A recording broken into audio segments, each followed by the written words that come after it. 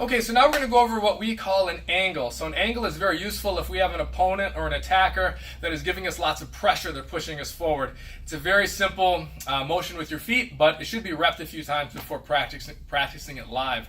So we're just going to start in our stance.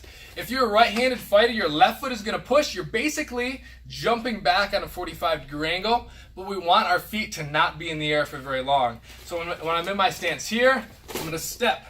When I step back, I'm opening my hips slightly to open my hips to the lane, okay? So if I'm starting in my stance, my opponent is where you are and you're pushing me back, you're pushing me, I angle out to the side, set my hips, that way I can throw strikes and throw kicks from here.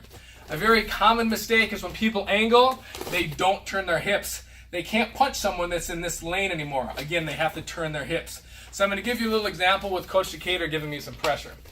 So in our stances, throwing punches, and he pushes me, I step out at an angle.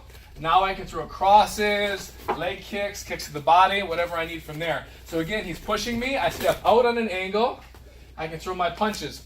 One last common mistake before you go.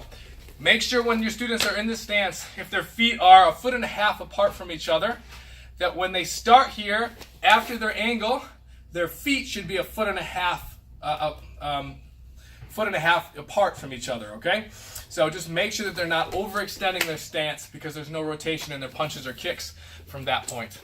All right, guys, so that's just a basic boxing angle.